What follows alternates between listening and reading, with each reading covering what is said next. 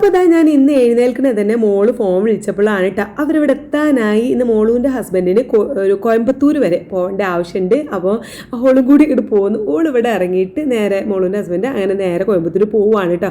അപ്പോൾ കുറേ ദൂരെ യാത്ര ചെയ്യാനുള്ളതല്ലേ എന്ന് പറഞ്ഞ് നല്ല കടുപ്പത്തിലുള്ള ചായയൊക്കെ വേണമെന്ന് പറഞ്ഞു. അപ്പോൾ ഞാൻ ചായയൊക്കെ ഉണ്ടാക്കി കൊടുത്ത് അത് കുടിച്ചോ അപ്പം തന്നെ പോയി. ഇതും മുതാ മദ്രസക്ക് ഇറങ്ങിയിട്ടുള്ളൂ. അപ്പം മനസ്സിലാവുമല്ലോ സമയം 6:30 കഴിഞ്ഞിട്ടേ ഉള്ളൂ കേട്ടോ.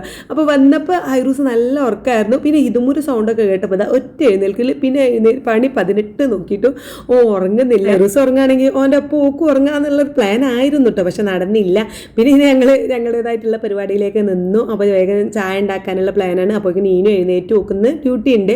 2 മണിക്കാണ് ഡ്യൂട്ടി, 12 മണിക്കെങ്കിലും ഇറങ്ങണം. അപ്പോൾ ഞാനെന്താ ചായ ഉണ്ടാക്കാൻ വേണ്ടിയിട്ട് കിച്ചണിൽ വന്നപ്പോൾ ഇപ്രാവശ്യം കുറേ ഹോർലിക്സിൻ്റെ ചെറിയ പാക്ക് ഉണ്ടല്ലോ 5 രൂപേൻ്റെ, അതിങ്ങനെ കൊണ്ടുവന്നിട്ടുണ്ടായിരുന്നു. അപ്പോൾ ഞാൻ എല്ലാവരും ചായ വേണ്ടത് കൈ പൊക്കുക, ഹോർലിക്സ് വേണ്ടത് കൈ പൊക്കുക എന്നൊക്കെ പറഞ്ഞപ്പോൾ പിന്നെ നീനുട്ടിക്ക് മാത്രം ഹോർലിക്സ് മതിയായിരുന്നു, മറ്റൊരു 2 ചായ മതിയായിരുന്നു. പക്ഷെ 2 ആൾക്കും ഹോർലിക്സ് പൊടി അതുപോലെ ഇങ്ങനെ കഴിക്കണതാണ് കേട്ടോ ഇഷ്ടം.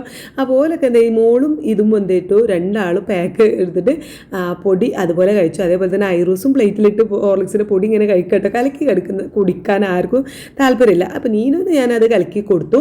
പിന്നെ ഞങ്ങൾക്ക് പിന്നെ ഞാൻ ചായ ഉണ്ടാക്കി. ഇനി ഇതുമൂന്ന് പിന്നെ ചായനോടും വലിയ താല്പര്യമൊന്നുമില്ല.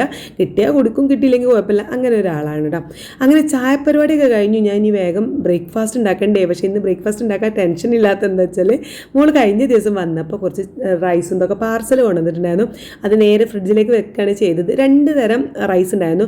അപ്പോൾ ഞാനിപ്പോൾ ഇത് ചൂടാക്കാൻ 2 കൂടി ഒരുമിച്ച് ചൂടാക്കി കഴിഞ്ഞാൽ പ്രശ്നമാവുമോ എന്ന് മോളിനോട് ചോദിച്ചു. പറഞ്ഞു കുഴപ്പമില്ല, 2 കൂടി അങ്ങോട്ട് മിക്സ് ചെയ്താണ് ചൂടാക്കുമ്പോൾ കഴിക്കണതൊക്കെ ഒരു വയറ്റിക്ക് തന്നെയല്ലേ എന്ന് പറഞ്ഞ് ഞാൻ 2 കൂടി ഇട്ട് ചൂടാക്കുന്നുണ്ട്. പിന്നെ അതാ മറ്റേ അടുപ്പത്ത് മീനാണ് കേട്ടോ. മന്തി റൈസ് പോലത്തെ റൈസാണ്, പക്ഷേ അതിൽ മീനിൻ്റെ ഒരു വലിയൊരു കഷ്ണമായിരുന്നു. പിന്നെ എന്തായാലും ഞാൻ അതൊക്കെ നന്നാക്കി ചൂടാക്കി ഇതുമൂന്നും എൻ്റെ ഹസ്ബൻഡിനൊക്കെ ആദ്യം കൊടുത്തു. പിന്നെ ഞങ്ങൾ 3 ആളും ഒരുമിച്ച് ഒരു പ്ലേറ്റിൽ നിന്ന് അങ്ങനെ വാരി കഴിച്ച് സംസാരിച്ചിരുന്ന് അങ്ങനെ കഴിച്ചു കേട്ടോ. അപ്പോഴാണ് ഞാൻ ഓൺലൈൻ ഓർഡർ ചെയ്ത കുറച്ച് സംഭവങ്ങളൊക്കെ വന്നത്. പിന്നെ അതിൻ്റെ ഒരു പാക്ക് പൊളിക്കലും സംഭവങ്ങളൊക്കെ ആയിരുന്നു.